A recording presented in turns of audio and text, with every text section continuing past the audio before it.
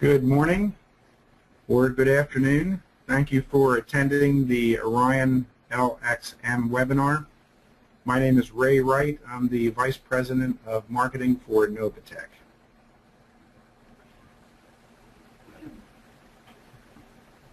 The design goals for the OrionLXm was to produce a product that had the same power as an OrionLX, a product that had mounting flexibility, compact size, and a lower price point.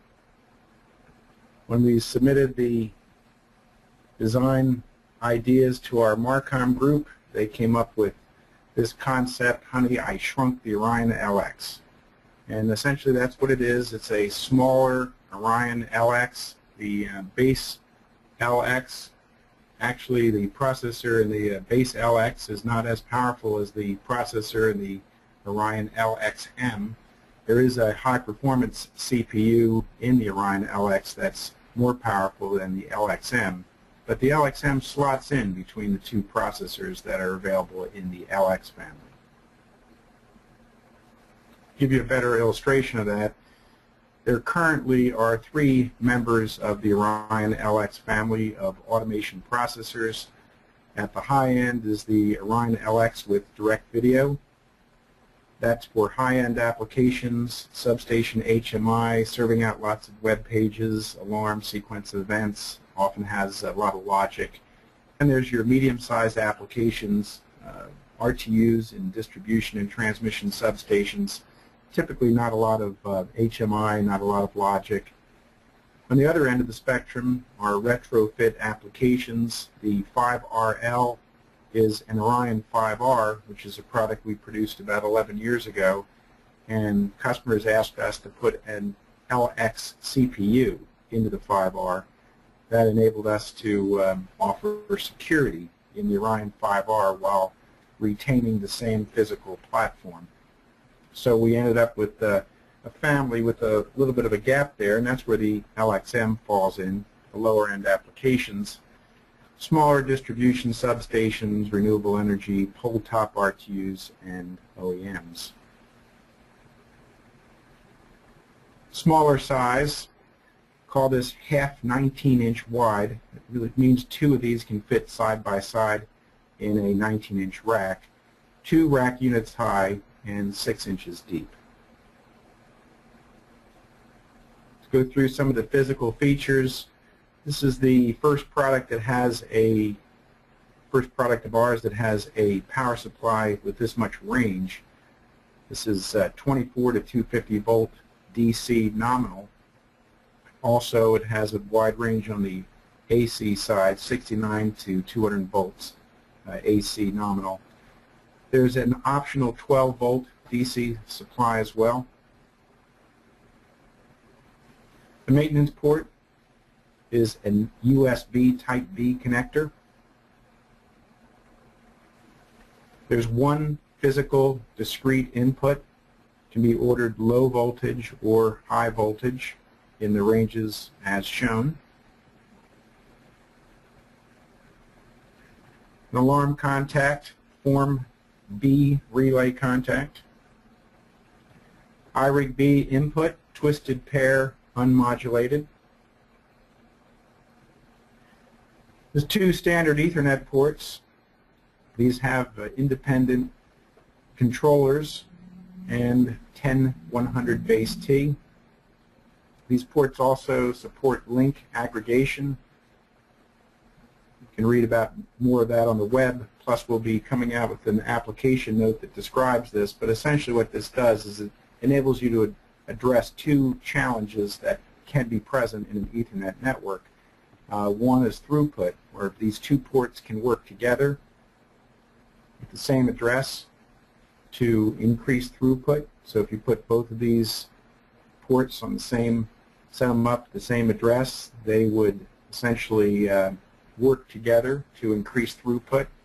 Also with link aggregation, one port can back up the other, so you do get some redundancy through link aggregation at the operating system level with this new design. You have optional serial cards 1 or 2 4-port RS-232, RS-485 cards. This is fully software selectable through a web page. They are available in banks of 4. There's the first bank of 4 and the second bank of 4. Within the next year, we will be offering a fiber optic version of this. It will be an ST serial fiber option. This RS-230 design supports iRig-B, spelled wrong there, iRig-B to SEL relays and to our DDIO. Also supports 25 milliamp at 5 volt for port-mounted accessories that require power, and can support an external modem connection with DSR, DTR, and ring. The way this is set up is the 25 milliamp at 5 volts is available by default, but it can be jumpered out. The modem support is by default not enabled, and it will be jumpered in if you desire that. The RS-485 design supports both 2-wire and 4-wire through a web page selection. Let's take a look at the diagnostics. Pretty much the same that you see on the OrionLX. There's transmit and receive for each of the serial ports. There's an active light that tells you that an active configuration is running in the LXM. Input 1 light there that tells you that voltage is present on input 1. There's link and activity LEDs on the Ethernet ports. That's actually built right into the port there. You can barely see that at the top. And iRig-B signal being received, and also another light when accuracy has been achieved. And there's an alarm light as well that lights if there's a configuration error, a missing protocol, etc.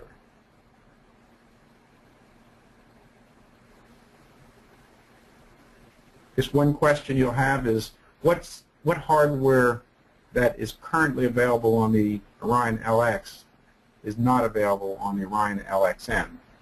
Here's the OrionLX. This is the highest performance model. It has the direct video option, and it's fully populated with most of the other options. So the first thing that the LXM doesn't have is the direct video multimedia board. No place to fit that into the design at this time. Also, the LX is available with dual power supplies. The LXM has a single power supply. The LX has some auxiliary USB ports that can be used for keyboard and mouse or external storage. Has the 1 pulse per second input. There's more built-in discrete I/O in the OrionLX. There's a modem port. And of course there are more options for your serial ports on the OrionLX. We have 2 different kinds of fiber options on the LX. We have the ST and the VPIN fiber options, and we also have an HDLC port for specialty applications to turtle meters, and bit synchronous ports for communicating to your older bit synchronous protocols, CDC, Conatel, and REDAC. There is an external bit to byte converter that we do offer. That external bit to byte converter could be used with the OrionLXm where there's an older legacy bit synchronous protocol that needs to be interfaced to. Next question, what hardware on the Orion5? It's not available on the LXM. The Orion5 has 4 inputs and 2 outputs. That's more I/O than the OrionLXm. And the Orion5 also has a fiber optic serial option. We are looking at some relatively low-cost I/O extension options for the OrionLXm. We have worked with some OEMs on I/O modules that can be added in using DNP or Modbus. We also have our DI or DDIO, and we have the 878 DIOD from Vitronics. So there are external I/O solutions from fairly simple and not very costly all the way up to very high density 61850 based. So there are a lot of I/O solutions for adding in I/O. The built-in I/O on the Orion had not been used and not been applied in too many applications, and we were looking for as much real estate to free up as possible. So our decision was to retain the alarm output and one physical input, and then have expansion I/O be done through I/O options externally. Software modules, if you look at the modules that are available on the OrionLX, and you look at the ones that are available with the LXM, I think you get the point. Yes, all the same software options on the two boxes. Everything that will run, all the software that will run on the OrionLX will run on the LXM. It is an identical code base. Let's talk about mounting flexibility. This was very important in the design. We have a clever ear design on this where one set of ears, it's actually the left and right ear is actually the same part number, but by mounting it different ways on the side of the box, we can make it so it'll can be front mounted through a rectangular opening in the panel. We could attach it to the back of the panel, to the top of the panel, or the bottom of the panel. The next set of mounting options, or side, obviously any of the back option, the top or the bottom, you could actually mount that on the side of the panel as well. Rack mounting, there's a set of ears that can be mounted up. The ears that are shown here it's the same part number, but you can set it up offset. The bottom is the offset design. One of the reasons we cut that hole there, that rectangular hole, that's an access slot for communication and power cables. If it's a 19-inch rack design where the door comes very close to the front there, it's good to offset the OrionLXm and then bring your communication and power cables out through that hole. Obviously, you could bring them out other ways, but this gives you more room, and you don't have to worry about making such a sharp turn as you come out those ports, getting in the way or keeping them out of the way of a closed door. So this does address the panel designs where the door is very close to the front of the 19-inch rack. And again, that's one set of ears. That's one part number there. And finally, DIN rail mounting. This box has a design where you could actually mount this DIN rail horizontally or vertically. It's shown horizontally here, but it should work in a vertical arrangement as well. We would think almost everybody probably would use it as shown. And that's standard DIN rail, removable with a screwdriver there at the bottom.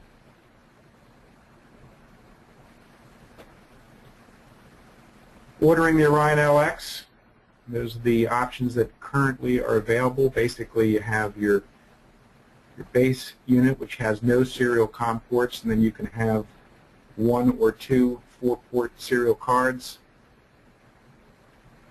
There will be some more Ethernet options in the future, some expansion of ports and some fiber optic. That'll be coming out within the year, but probably closer to 6 to 12 months from now. There's a selection for the input voltage for your single physical discrete input, and selection on power supply. The wide range is the one with a wide DC and AC range. Then there's the 12 volt. Then there's mounting options. So if we look at the example below, that one has two banks of 4-port serial cards. It has the 19-inch rack mount ears. So the part number for that would, to go to these selections here, the part number would look like this. two of those S4 cards, 2EXX for the Ethernet input. We'll assume this is high voltage. Wide range power supply, rack mount. The last part of that part number is where we would list the protocols and software options.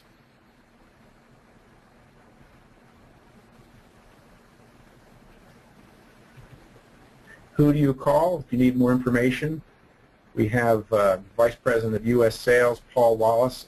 Obviously, you can call him. He can point you in the right direction, answer a lot of your questions. He has 4 folks in the field. Chuck Engelbrecht takes the western part of the United States and works through a representative network. I've listed the representative and the states there. Mark Matassa in the northeast, Kevin Johnson in the southeast, and Jim Siders has a section of the Midwest there. For those of you that are working internationally, Canada and Mexico, Paul Wallace, rest of the world, Jeff Lindner. That concludes the webinar. Went by a little faster than we had expected, but let me open this up for questions. I think you can type questions into the window here. I can monitor whether there's any questions there. We do have a few questions that have come through. Yeah. There's how does the CPU compare to the OrionLX? The first question was, how does the CPU compare to the OrionLX? The CPU is at 800 megahertz, and it happens to have 4 gigabyte of memory built in. So that's more powerful than the, I think, 550 megahertz entry processor in the OrionLX. Also, the 4 gigabyte memory is an optional memory on the OrionLX. Now, the LX has a high-performance CPU of 1.33 gigahertz. So again, the LXm slots in more powerful than the base OrionLX and less than the high-performance CPU. Okay.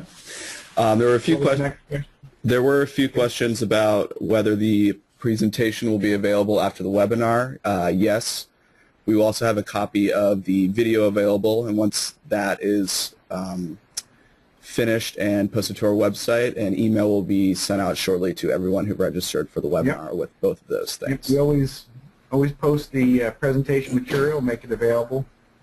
Also, the presentation or the video is recorded. That'll be up there with the videos we've done on NERC-CIP compliance and some other topics. We did one on alarm archive retentive and points blocking recently. Any other questions, Chris? Yep, we have another one here that says, will the LX and the LXm have the same updater? Yes. The question was, will the OrionLX and the LXm have the same updater? And the answer is yes. They will have the same, again, the same code base, and the process for updating them will be the same. Okay. Then we have another one here that says, was the panel mount the ears? Okay. The panel mount ears are little brackets.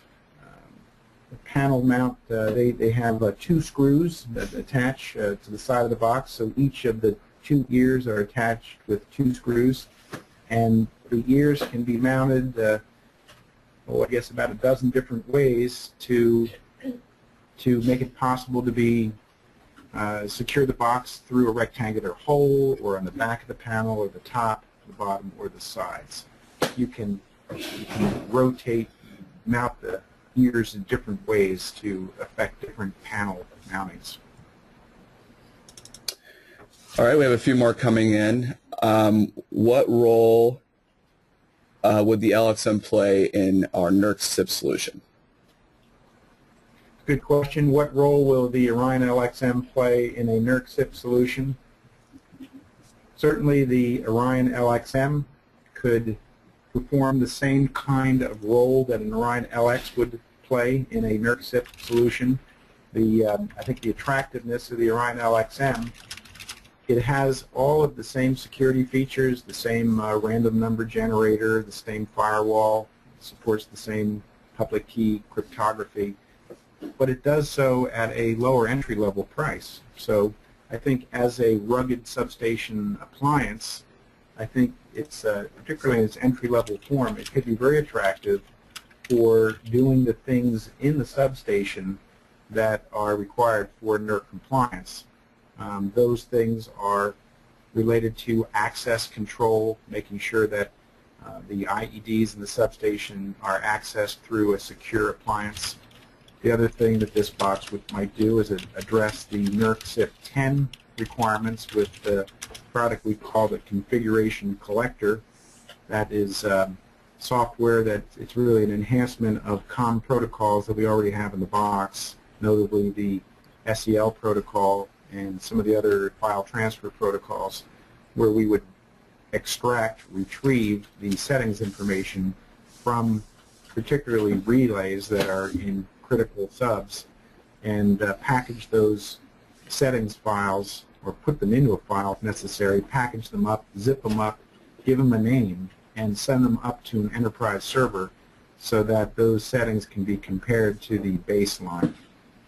So in terms of access control, intrusion control, configuration collection, working with our password and connection manager, all of those things could be done on the LXM without compromise compared to doing it on the LX.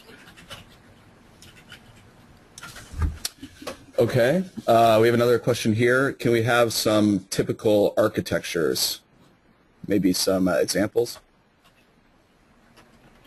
Typical architectures, when we looked at this particular form factor and looked at the some of the features there, I think one architecture would be in renewables.